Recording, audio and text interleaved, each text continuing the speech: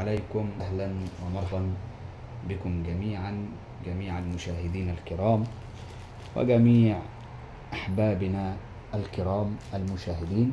سلام الله عليكم ورحمته وبركاته. هنتكلم عن علاج قوي جدا وعلاج نافع جدا وعلاج سر من الأسرار القديمة جدا. تمام. من أسرار الأقوام السابقين، العهد الروماني والعثماني والفرعوني، وهي سر من الأسرار، وأنا عالجت بيها يعني ناس كتيرة جدا لا حصر لها. تمام.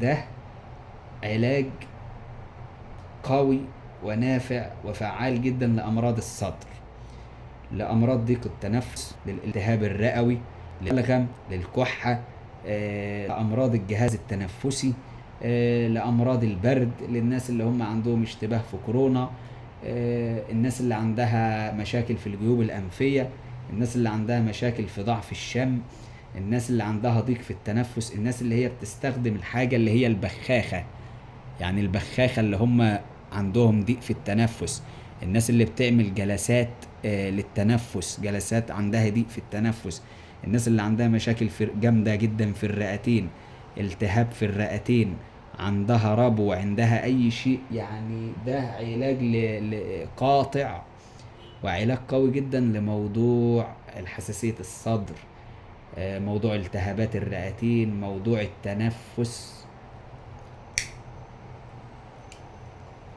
تعمل ايه؟ ده اللبان الذكر، ده كنز الكنوز اللي ربنا خلقها في الارض. ده العلاج لبان الذكر اللي هو اصلا بيكون مزروع في بلد اسمها دكارة في السنغال، او العماني، او اي نوع. ده سعره في متناول الجميع وموجود في جميع الدول وموجود عند جميع العطارين، ولكن تقول له يعني يديك لبان يكون للاكل. في نوعين، في للاكل وفي للبخور. اهو ده اللبان الذكر، ده اللبان ايه؟ الذكر. هتجيب اللبان الذكر ده يا اخواني الكرام، تمام، وتبدأ ان انت تاكله، ما تغلوهش، لا يتاكل. يعني تجيب حتة زي دي جميلة جدا اهي، وتحطها في بقك وتبدأ ان انت تمضغها، تفضل تمضغ فيها لحد ما تمتص المواد الفعالة اللي فيها.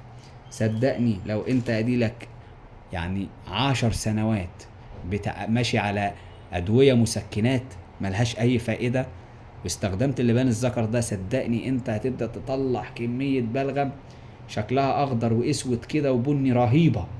البلغم ده بيقتل الإنسان، لأن ربنا لما خلق جسم الإنسان، ونشرح ده في دروس تانية، مرضه أو المادة بتاعته مبنية على 4 فصول منها، كل ليه.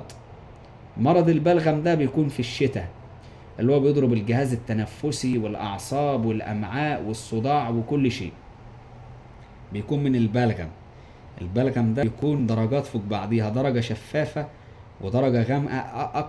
الدرجة اللي هي أعلى شيء اللي هي اللي في العمق، اللي هو البلغم الأسود، اللي ده لو ما خرجش بيموت الإنسان بيموت. تمام. وفي مرض الدم، وفي الصفراء، وفي السوداء. الدم ده اللي هو يخص الكبد والحاجات دي. تمام. والصفراء اللي هو برضو الدم والمرارة والأشياء. واللي هو السوداء اللي هو العظام والأعصاب والفقرات والمخ وهذه الأشياء. تمام. وكل فصل من الفصول ليه علاج، عندنا علاج بيتكون من أعشاب. فالحاجات دي محدش أصلا مطلع عليها ولا موجودة أصلا في السوشيال ميديا ولا اليوتيوب، ولكن احنا بنعمل التركيبات دي للناس اللي بتيجي، المرضى اللي بنعالجهم بالحجامة وبالأعشاب وبالروحانية.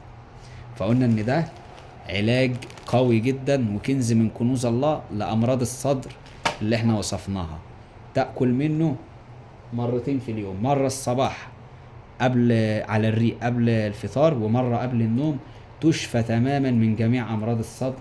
وأي مساعدة، أي استفسار، أي طلب، رقمي موجود في التعليقات وفي القناة. والسلام عليكم ودمتم في رعاية الله وحفظه.